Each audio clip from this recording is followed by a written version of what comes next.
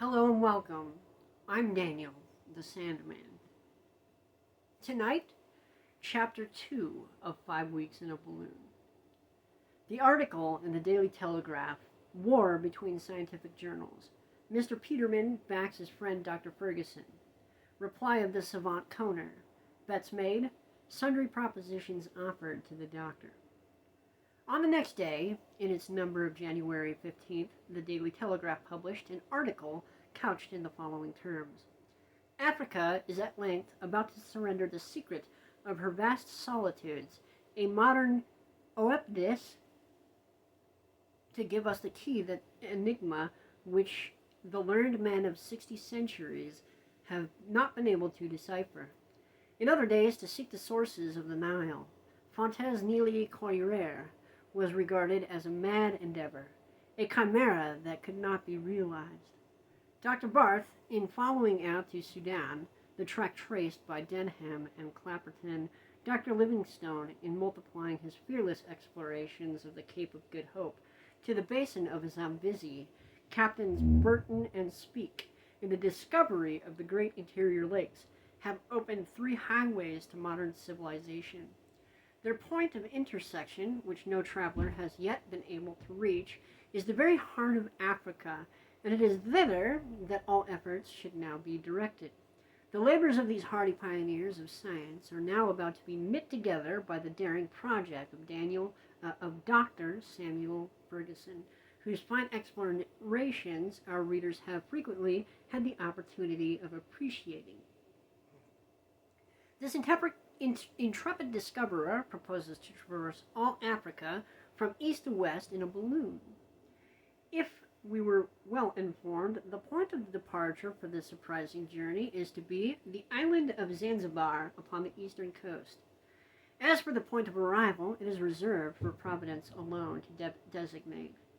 The proposal for this scientific undertaking was officially made yesterday at the rooms of the Royal Geographical Society, and the sum of £2,500 was voted to defray the expenses of the enterprise. We shall keep our readers informed as to the progress of this enterprise, which has no precedent in the annals of exploration. As may be supposed, the foregoing article had an enormous echo among scientific people. At first it stirred up a storm of incredulity. Dr. Ferguson passed for purely a chimerical personage of Barnum stamp, who, after having gone through the United States, proposed to do the British Isles. A humorous reply appeared in the February number of Bulletins de la Société de Géographique of Geneva, which very wittily showed up the Royal Society of London and their phenomenal sturgeon. But ere Peterman, in his Mythologen, published at Gotha, reduced the Geneva Journal to the most absolute silence. Ere Peterman knew Dr. Ferguson personally, and guaranteed the intrepidity of his dauntless friend. Besides, all manner of doubt was quickly put out of the question. Preparations for the trip were set on foot at London. The factories of Lyons received a heavy order for the silk required for the body of the balloon, and finally the British government placed the transport ship Resolute, Captain Benet, at the disposal of the expedition. At once upon the word of all this, 1,000 encouragements were offered, and felicitations came pouring in from all quarters. The details of the undertaking were published in full in the bulletins of the Geographical Society of Paris. A remarkable article appeared in Nouvelles Annales des Voyages de la Géographie, de l'Historie et de l'Archéologie de Marc-Lebrun. New Annals of Travels, Geography, History, and Archaeology by M.V.A. Marc-Lebrun.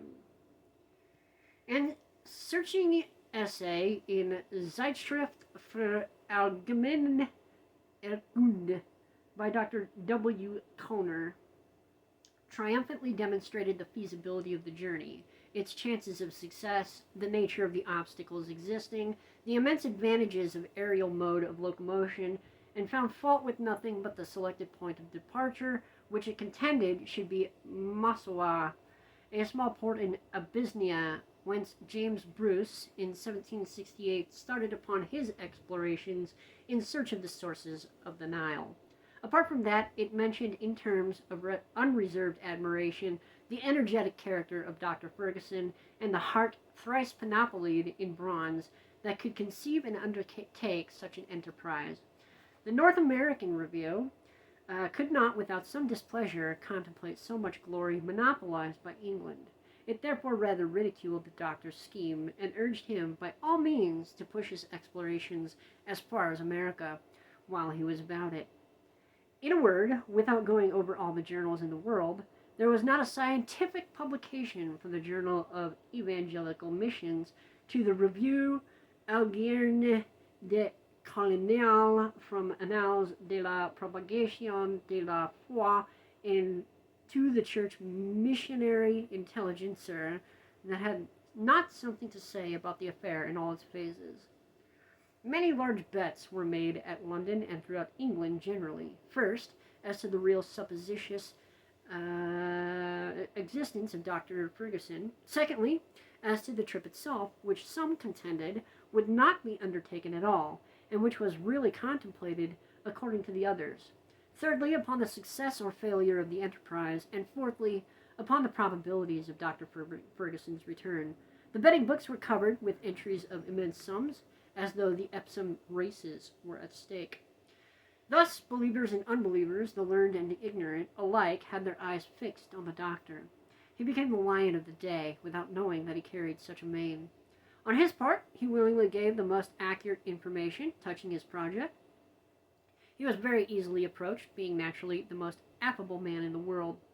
More than one bold adventurer presented him, offering to share the dangers as well as the glory of the undertaking, but he refused them all, without giving his reasons for rejecting them. Numerous inventors of mechanism applicable to the guidance of balloons came to propose their systems, but he would accept none, and when he asked whether he had discovered something of his own for that purpose, he constantly refused to give any explanation, and merely busied himself more actively than ever with preparations for his journey. That is Chapter 2 of 5 Weeks in a Balloon. Tune in next time for Chapter 3.